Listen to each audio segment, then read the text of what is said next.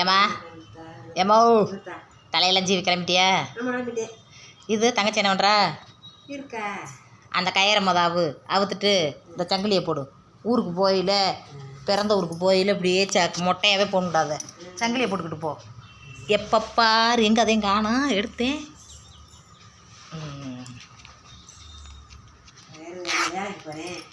சங்கிலி போட்டு போக முடியுமா?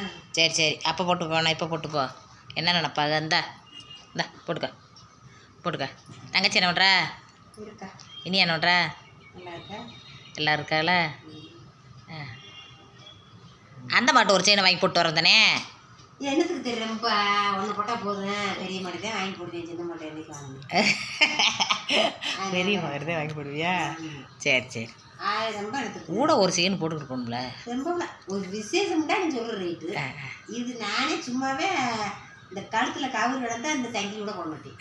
அந்த கவரோடய எடுத்துருவேன். கவரை ஆண்டேன் அப்படின்னு போயிட்டேன். அதுக்கு இந்த கவரை போட்டுக்கிட்டே வேலைக்கு போகிறேன்.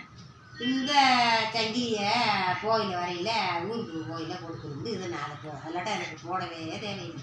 அல்லாட்டா கவர்லேயே வாழ்ந்துட்டு போயிடுவேன். அப்படி சொல்ல மாதிரி நான் கறியெல்லாம் இருந்தால் போதும். நான் வந்து என்னத்தையா பண்ணி இருந்ததை உடச்சி எடுத்து பண்ணி 2 விலைக்கும் போட்டேன். அதோட கூட இன்னும் மட்டும் நகையை பண்ணி நல்லா பெரிய வாழ்க. எனக்கு இது போதும். சரித்தே நல்லபடியாக பார்த்து போயிட்டு வந்தேன். எங்கே கட்ட போயிலங்கானா? சேலையெல்லாம் நல்ல சிலை கட்டுத்தேன். இந்த சிலை நல்லா இழுத்தே. ரைட்டு தாத்தே. வேறு நல்ல சிலை எடுத்துக்கிட்டேன். எல்லாம் எங்கள் அம்மா வந்து பெரிய மகிட்டத்தான் எல்லாம் இது ஒன்றும் ஏண்டுகளுங்களேன். என் சின்ன மக போகும் வரும் அவ்வளவுதான். பெரிய மகிட்டத்தான் உரிமையா 10 பிள்ளை வைத்தாலும் ஜூஸாம்மா நானும் வேண்டதுமா.